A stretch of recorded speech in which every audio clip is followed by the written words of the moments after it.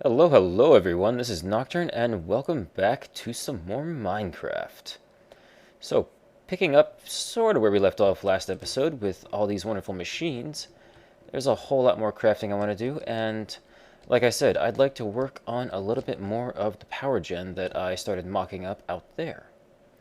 Now, there's also a whole bunch of other things I wanted to get crafting today too, because some of them we're going to need for the power system, and some of them I've been waiting all season, all LP so far to make. I've been wanting these things since episode 1, so I wanted to go ahead and craft a few of them up, although we won't really get a chance to use them easily until we got the power system up and running. Also, I wanted to mention that in terms of all the explanations I was doing last episode for like the IC2 power system, I did finally go and edit that episode, and I did talk a little bit longer than I wanted, but I'm okay with the way it was. I'm just going to go ahead and leave it. But this episode, what I'm going to try and do is leave all the in-depth explanations till the end of the episode, and I'll let you guys let me know which one you like better. And we'll see if I can work that out in future episodes. Anyway, first off, we're going to need a new power generation system. This coal generator, while nice, and while I wish I had realized that I could have been using charcoal in the first place, from just using my tree farm, I did finally get to that. But again, while this is nice and all, we can do better. And in the interim, I wanted to go ahead and show you this coal coke. This is something added by Railcraft, and if you'll look right underneath can produce, you see 16,000 EU at 10 EU per tick. That's really, really good. Whereas coal only does 4, so it's 4 times more efficient. Now, how do you get coal coke? Well, that's one of the first things I wanted to craft up, and that should be right here. You guys might notice I went ahead and took out the writing desk and added a new project table. I'm thinking we're going to go ahead and make an entire house for Mistcraft eventually, so it had to go. Plus, I needed the space. So, how do you get coal coke? Well, for that, you need a coke oven. And as you can see here, I already went ahead and made a project plan for making coke oven bricks. And this is going to be our very first multi-block structure. And for multi-block structures, that literally is what it sounds like. You need multiple blocks. And fortunately, the tooltip here actually tells you how you have to build it. So I'm going to go ahead and get as many of these as we're going to need. For your reference, we need 26. Excellent, I had just enough. And temporarily, I'm going to go ahead and build this outside. I'm going to grab some coal real quick. A very important ingredient in coke ovens. Something else you might notice now that we're out here, I spent a little time off camera cleaning up the area, giving us a nice big flat space that we can go ahead and build in. And I set up a little enchanting station down there and cleaned up what was left of the cave. I think the white marble gives it a nice look. That'll probably be a temporary location for that, but even temporary, I figured, deserved to look nice. So, where do we want to put our coke oven, even if only temporarily? I think out behind the house would be a nice place. And, well, by the way, you might see the great wood tree that came from the sapling we got back in episode 2. And I think right out here by the great wood tree would be a nice place for it. So coke ovens, multi-block structure. With multi-blocks, you actually have to build them in the world, which is really kind of cool. And like you saw in the tooltip, this is a 3x3x3 structure in which we leave the center block open. And with multi-blocks, when you finally put it all together and the game recognizes that it is what it's supposed to be, bam! You get your multi-block machine. And if we go ahead and open it up, we get the UI here. And the way we get coal coke, which, like I said, going to be way better for our generator until we can get the other thing up and running, is we go ahead and we just stick the coal right in here, and that's it, you're done. Now, you might notice this is barely moving. It is a very, very slow process, so a good thing to get set up early on, especially if you're going to need coal coke or the byproduct of coal coke, which is creosote oil, a very, very important ingredient when you want to make rails. So I'm just going to go ahead and leave this bad boy sitting here cooking. You can see the really cool animations. And we're going to go ahead and get moving with our next little bit of machine crafting. This is actually going to be, I'll tell you now, a watermill system. And for those of you familiar, this is going to be a very familiar power generation system. Many LP'ers have used it in the past, and I think Thunder Dark, I want to say? Thunder someone? I will double check when I'm editing and let you guys know for sure who it was. But this, I believe, is originally his design, and everybody's been using it ever since, and it's a really, really nice one. We're actually going to be automating it, and for that, we're going to need to craft up a few items. Went ahead and prepared a bunch of stuff ahead of time. The first thing we're going to need is something from Red Power, because we're actually going to be automating this machine with Red Power, which is an amazing mod for automation. So first thing we need is the alloy furnace.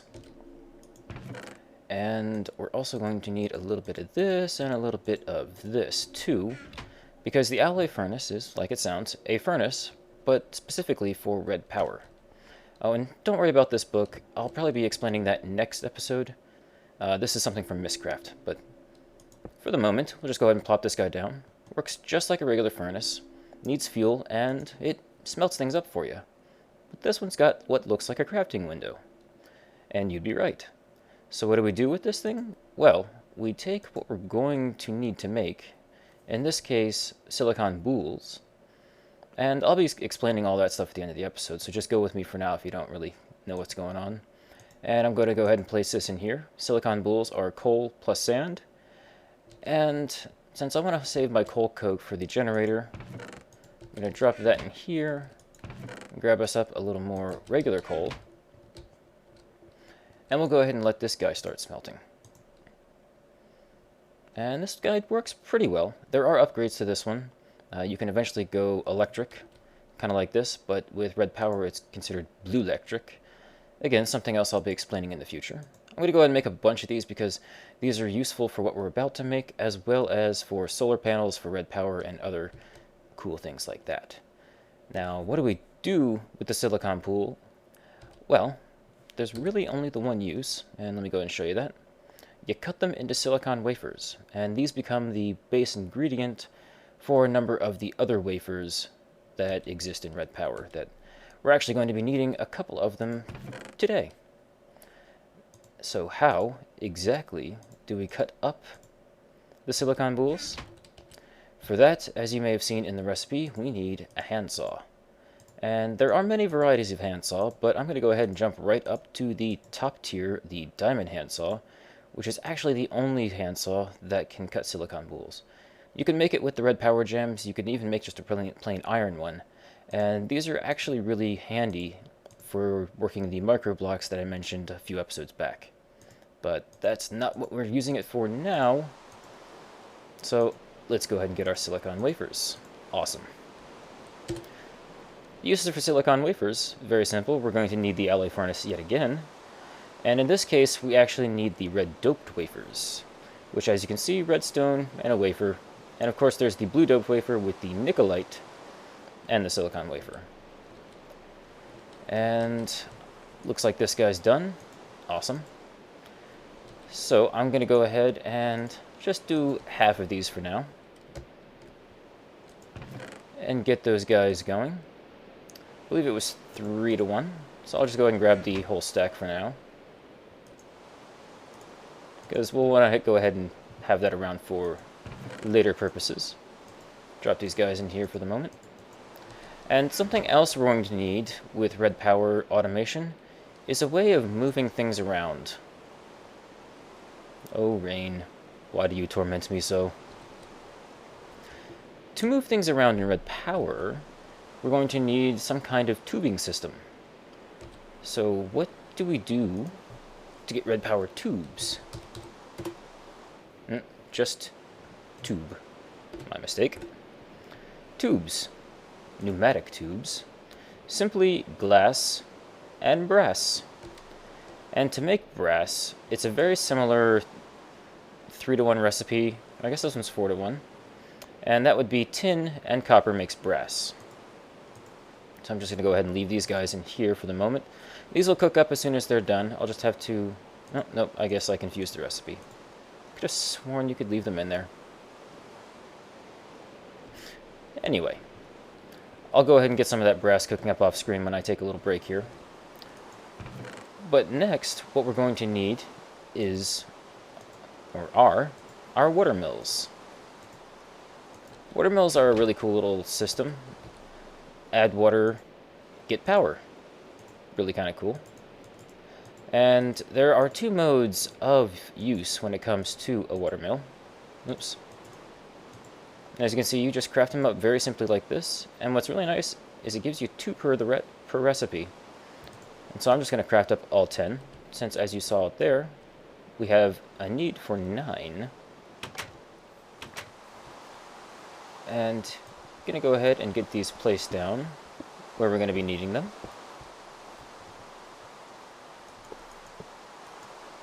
Oops. They have a really cool looking texture on them too, especially in this texture pack. And you may notice I was actually able to place those down without actually opening up the GUI. That's something nice that all these mods add. You just shift and right click, and you won't interact with the item. You'll just go ahead and place it down as if that's all you were trying to do, which is really cool. So we've got our water mills in place, and I think we're just about done cooking up our red doped wafers. Perfect. So I'm going to go ahead and toss our brass in here to get cooked up. Hey Kesh, what's up? What's up? Need something? No, I just want to learn. Cool. Yeah, Kesham's kind of new to Red Power as well. I actually kind of taught myself this stuff recently, so I'm glad to be able to pass on the information to you guys and to Kesham himself. Alright, so we have our water mills. I'm going to go put this extra one away in my industrial craft chest. And we're actually going to need a few Red Power 2 machines. Now for this, we're going to go ahead and need those red doped wafers I just got. And we're going to have to craft up a few machines like I just said. To just go ahead and list them out right now, we're going to need a retriever, a deployer, and a filter. And again, like before, well, I guess since I just went ahead and opened this up, I'll go ahead and say, this is actually the other recipe for crafting copper cables. This one I prefer, since you can actually just craft a whole bunch up at once. You don't have to go through the extra step of crafting the uninsulated cable. So I'm just going to get a bunch of these because we're going to need them eventually. Great. Anyway, what was I saying? Red Power 2 machines, yes. First off, we are going to need a few more items, so actually give me a few seconds to get the resources together, and I'll go ahead and get to crafting those things for you guys in just a second. Alright, I think I finally got everything together I needed. I thought I took care of all this before I started recording tonight, but apparently I forgot some of the important items. Anyway, I went ahead and also cooked up some of the blue doped wafers and made some blue alloy ingots. A quick crash course in Red Power is that when you move up into the tiers of machines that require electricity, you're going to need the blue stuff. And I'll go a little more in depth at the end of this episode about what I mean by that. So first things first, we are going to need a deployer. And this will be used to gather up the water for us. So I'm going to go ahead and craft me one of those. And we're actually going to need 2 filters, which actually I'm going to need a second piston. I went ahead and made a couple of these recipes off screen, just to speed things up for you guys. 2 filters, because we need one by itself, and we need another one to go ahead and make the retriever, which is what all this fun stuff here is for. And by the way, the brass did finish cooking up, and I'll go ahead and make some of those tubes here in a second, but I'm going to grab the items we need at the moment. I can't remember if it's 2 or 3. And we're going to go ahead and make ourselves the thing I just said and already spaced out on. Okay, so we need to craft it up just like this, and go ahead and add our filter, and that gets us our retriever. And we're going to be using this to be pulling empty buckets out of watermills. And let me go ahead and make a little recipe for this too, just because it's kind of handy to have all these things around. And grab ourselves the retriever, and put this away. And now, because you really can never have too many of these things, because we are definitely going to be needing lots of them in the future. Whoops. I always get that backwards the first time for some reason.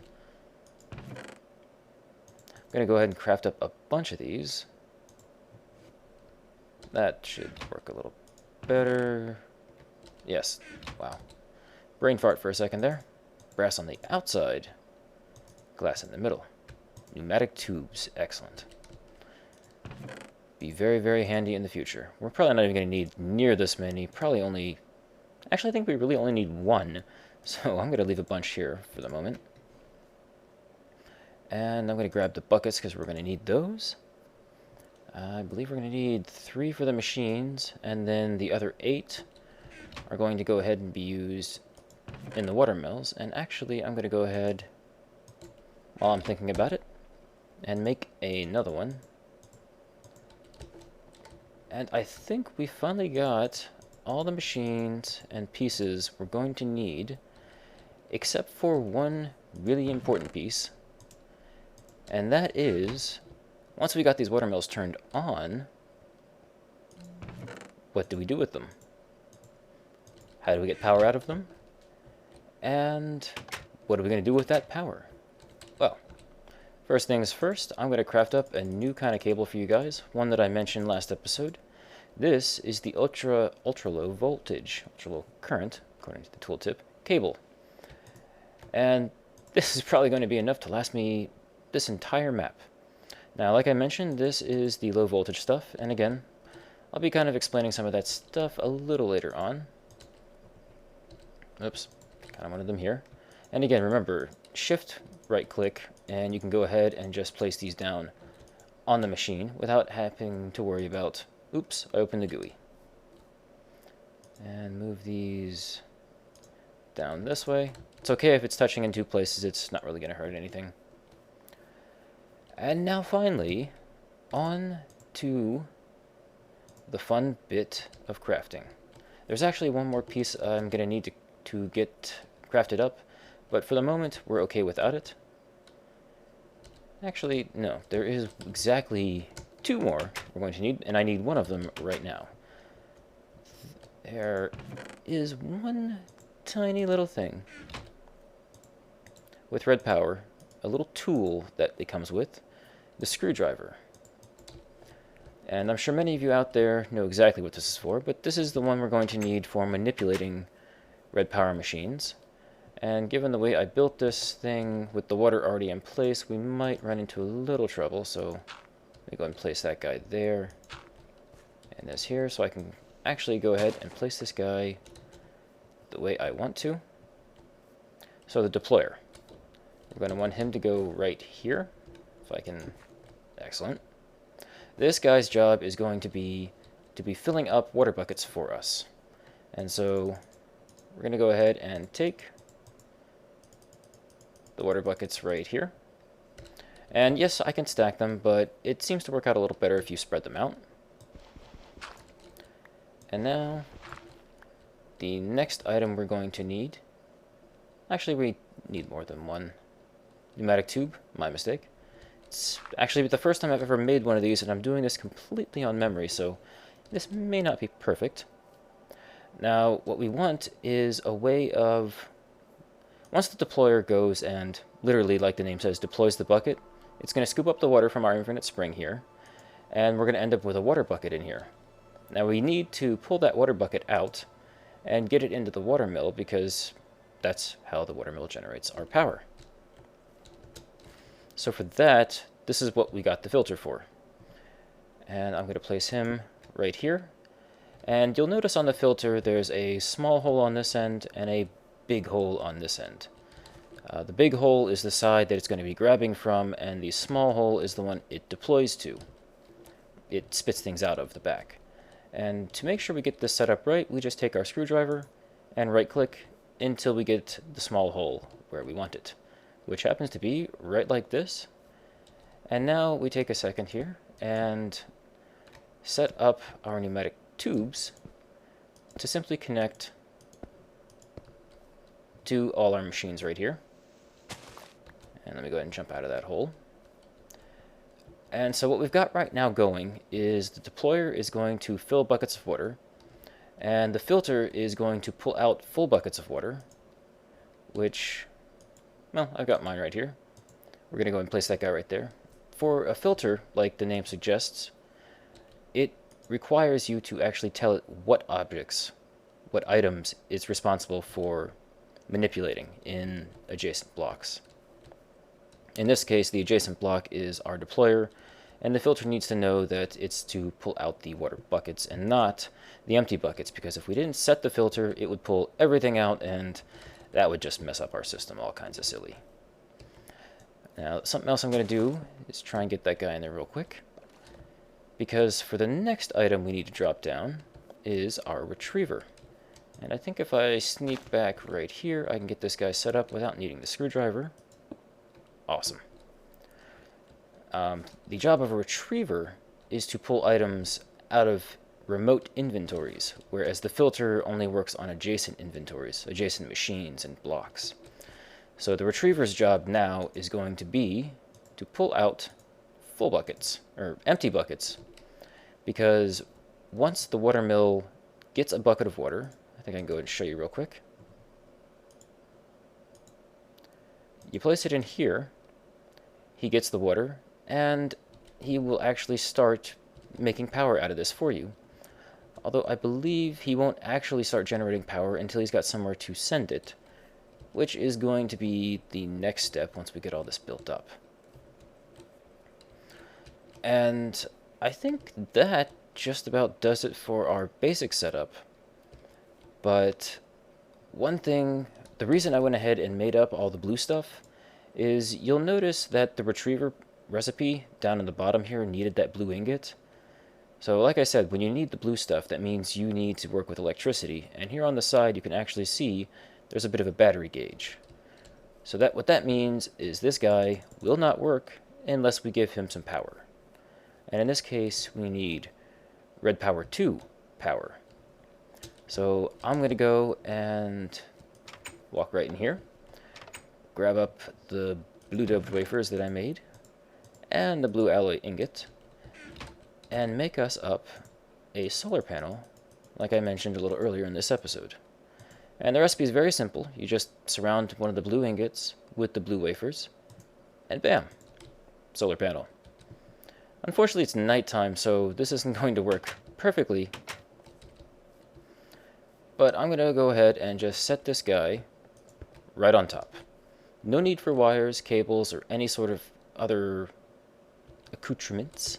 You place the guy on top, and if it were daytime, he would start generating power and getting it into this guy where you would see the meter slowly climbing. So what I think I'm going to do is I'm going to take a quick little break here, gather up a few more items I'm going to need. For one, we need a way of actually telling these machines when to work. And now that I think about it, yeah, I'm going to have to move this guy. Pretty sure. Anyway, I will figure all this stuff out, and like I said, we're going to need a way of telling these guys when to work, and that's going to involve a little bit of redstone. So, let me craft a few things, and I'll join you guys in just a second. Okay, everybody, got a few more things crafted up. You might see a whole bunch of new interesting things in my inventory. This is one of the things I was talking about that I needed to craft up, as is this one, and the timer is, of course, the most important piece of what we're going to need next for this machine, but I did check the time while I was getting this stuff together, and we're getting kind of about 2/3 of the way through this episode, and I do want to take the time to go a little more in depth and explain some of these things for you guys who are new to the mods.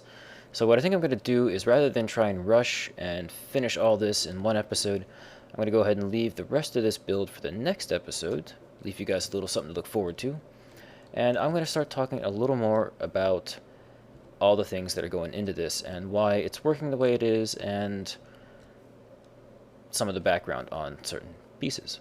So if you guys have built one of these before, you know what's going on, you don't want to see any of this, you're like, Nocturne, this is boring, then feel free to go ahead and join us in episode 7, and I will see you guys then. But for the rest of you, on with today's lesson. Okay, so I think the other people are gone now, right? Why haven't you left yet? Oh, you want to learn? Excellent. I have things to teach. There's people over there, trust me.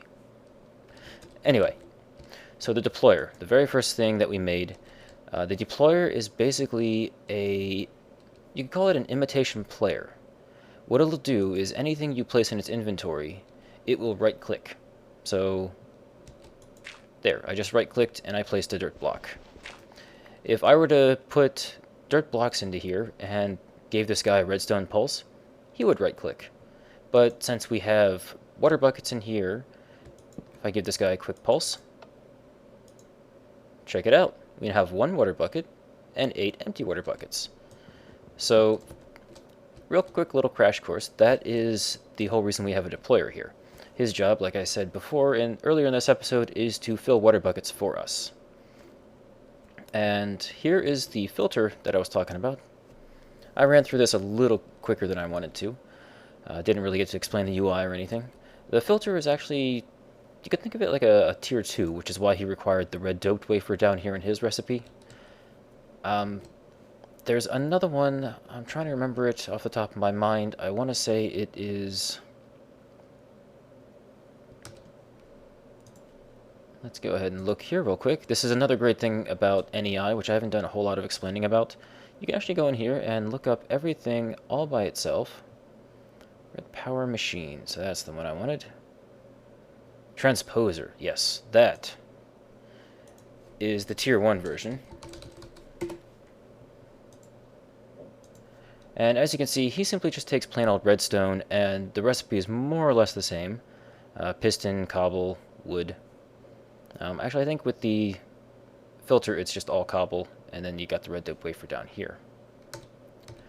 Anyway, the transposer will literally just take from this side and spit it out the other side. The filter is in the upgrade and lets you actually specify what to pull. And down here, this is an option for coloring the item as it comes out the backside, and when we get a little further along down the lines, I'll go ahead and explain a little more in depth about what coloring means. But for now, don't worry about this box. You don't need it for these purposes. Now, the retriever here, like I said, his job is to pull things out of inventories. And again, like I said earlier, the filter will only work when attached directly to another machine, another inventory. And when I say inventory, I mean an area that holds items. So, for future reference, that's when I say inventory, I mean a block that holds items. So technically, you could put a filter on a chest and it would pull out only the items you wanted from that chest, which is really kind of cool. So, retriever. Let me get down here and show you guys. His job is, like I said earlier, he is the upgrade. He's a tier 2, or I guess maybe tier 3 machine, because he's the upgrade to the filter. He can pull out of anything connected to a pneumatic tube system, like you see right here. So all of these wind or water mills are hooked up to this pneumatic tube system, so this retriever sees all of these as valid inventories to pull items out. And just like the filter, he has a configurable interface that says, only pull out what I tell you to here. And for here, this mode is unimportant, as we're only pulling out the one thing. If you wanted to do this mode, it would be pull out a bucket, then pull out whatever's in slot 2, then slot 3, then slot 4. He would pull things out in order as you see it. And he too has a coloring option if you need be. And while we've been talking and doing stuff off camera for myself, you can see this guy went and got charged all the way up. I realized I kind of didn't need to do crafting or place these solar panels quite like this, but I think it looks nice for balance. The cool thing about Red Power 2 machines is that you don't always need cables to connect them up, to connect power sources to power destinations. They actually act as cables by themselves, so if I were to place these two next to each other, they would automatically send power from one to the other and then into any cables nearby. Just a little cool little FYI. And I think that more or less covers everything about here. The only thing I didn't mention is that the filter is going to, like a transposer, grab something from an adjacent inventory, and if it's got somewhere to put it, like say our pneumatic tube network, it's going to spit it out here. When it comes to red power, it's actually a very intelligent system, especially with the tubes. The way it works is it'll try to go to the nearest available inventory that will accept the item that it just got stuck into the network. In our case, water buckets. And these down here at the bottom are the inventories for the water mill. And as it goes through, it's going to see this one as the nearest available inventory, and when he's full, as you can see from the one where I placed the water bucket in myself, it doesn't really fill up the meter very much. But as this machine is running, as this system is on, eventually this guy's going to get full, and no more buckets are going to be able to fit in here. So what he's going to do is say, well, I've got a 50-50 chance to go either side, so I'm going to send the first one here, and I'm going to send the second one here, and then the third one here, and the fourth one, and he's going to do that all the way down the line until there's no room for any buckets anywhere. And he'll just sit and wait until there's an inventory. And that's pretty much the basics of this machine. I think the only thing I really didn't explain is the water mill. Very basic. Add water buckets to the bottom, fills up the meter. When he's got somewhere to send power, he starts generating power. And as I did mention near the beginning of this episode, there are two modes of use for water mills, the passive and the active. What you see us working on here, where we're actually placing water buckets into the mill, this is the active mode and can generate up to, or I guess exactly, 2 EU per tick. And like I explained episode with all the EU stuff, hopefully you still remember some of that. In passive mode, what that means is you take the water mill and you simply stick it in underwater. Just anywhere underwater, and then you connect some cables to it. And for every side that is touching a piece of water, whether it be source block or flowing water, it will be able to generate some amount of EU per tick. It's really small, it's in the decimals. It's, in my opinion, not even worth looking up, because it's so small and, well, worthless, in my opinion. And I think that really just about covers all the important details to discuss in this episode. So I hope you guys learned a lot from that. If I went over these things a little too fast, go ahead and let me know in the comments, and I can maybe throw out a video on the side to go a little more in-depth on these things. But I think that should get most of you guys going. Before we leave off, let me go ahead and show you the progress of the coke oven. Like I said, it's very slow. And we've only just now gotten through about a quarter stack. But you can see we're starting to get some creosote oil, which is cool.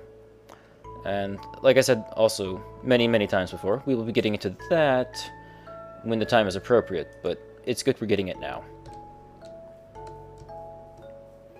And so I think with all that talking done now, we are just about ready to finish this episode.